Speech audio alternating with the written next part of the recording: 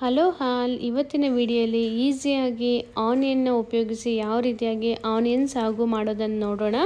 ಇದನ್ನು ಬಾಂಬೆ ಸಾಗು ಅಂತ ಕೂಡ ಕರೀತಾರೆ. ಮೊದಲಿಗೆ ಒಂದು ಬಾಣಲೆಗೆ 2 ರಿಂದ 3 ಟೀ ಸ್ಪೂನ್ ಆಯಿಲ್ನ ಆ್ಯಡ್ ಮಾಡಿ, ಆಯಿಲ್ ಹೀಟಾದ ನಂತರ ಸ್ವಲ್ಪ ಸಾಸಿವೆ, ಅದೇ ರೀತಿಯಾಗಿ 2 ರೆಡ್ ಚಿಲ್ಲೀಸ್, ನಂತರ ಕಟ್ ಮಾಡ್ಕೊಂಡಂಥ ಗಾರ್ಲಿಕ್, ನಂತರ 7 ರಿಂದ 8 ಕರಿಬೇವು ಎಲೆಯನ್ನು ಕೂಡ ಆ್ಯಡ್ ಮಾಡಿಕೊಂಡು, ಇದ್ರ ಜೊತೆಗೆ ನಾನಿಲ್ಲಿ ಉದ್ದುದ್ದಾಗಿ ಕಟ್ ಮಾಡ್ಕೊಂಡಂಥ 3 ರಿಂದ 4 ಮೀಡಿಯಮ್ ಸೈಜ್ ಗಾತ್ರದ ಆನಿಯನ್ನು ಕೂಡ ಆ್ಯಡ್ ಮಾಡಿಕೊಂಡು ಎಲ್ಲವನ್ನು ಚೆನ್ನಾಗಿ ಈ ಆಯಿಲಲ್ಲಿ ಫ್ರೈ ಮಾಡ್ಕೊಬೇಕು. ಆನಿಯನ್ ಚೆನ್ನಾಗಿ ಆಯಿಲಲ್ಲಿ ಫ್ರೈ ಆಗಿ ಅದು ಚೆನ್ನಾಗಿ ಸಾಫ್ಟಾಗಿ ಬಾಯ್ಲ್ ಆಗಬೇಕು.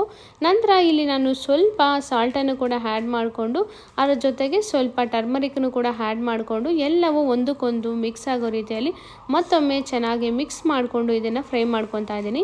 ಇಲ್ಲಿ ಖಾರಕ್ಕೆ ನಾನು 3 ರಿಂದ 4 ಗ್ರೀನ್ ಚಿಲ್ಲೀಸ್ನ ಆ್ಯಡ್ ಮಾಡಿಕೊಂಡು, ಗ್ರೀನ್ ಚಿಲ್ಲೀಸನ್ನು ಕೂಡ ಇದ್ರ ಜೊತೆಗೆ ಮಿಕ್ಸ್ ಮಾಡಿ ಅದನ್ನು ಕೂಡ ನಾನು ಚೆನ್ನಾಗಿ ಫ್ರೈ ಮಾಡ್ಕೊತಾ ಇದ್ದೀನಿ.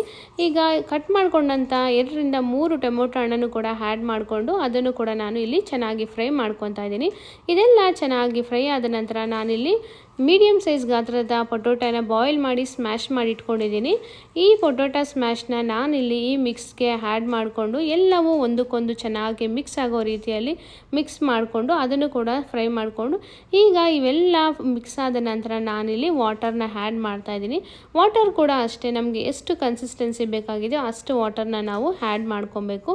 ವಾಟರ್ ಆ್ಯಡ್ ಆದ ನಂತರ ಸ್ವಲ್ಪ ರುಚಿಗೆ ತಕ್ಕಷ್ಟು ಸಾಲ್ಟನ್ನು ಕೂಡ ಆ್ಯಡ್ ಮಾಡಿಕೊಂಡು ಎಲ್ಲವನ್ನು ಒಮ್ಮೆ ಚೆನ್ನಾಗಿ ಮಿಕ್ಸ್ ಮಾಡ್ಕೊಬೇಕು.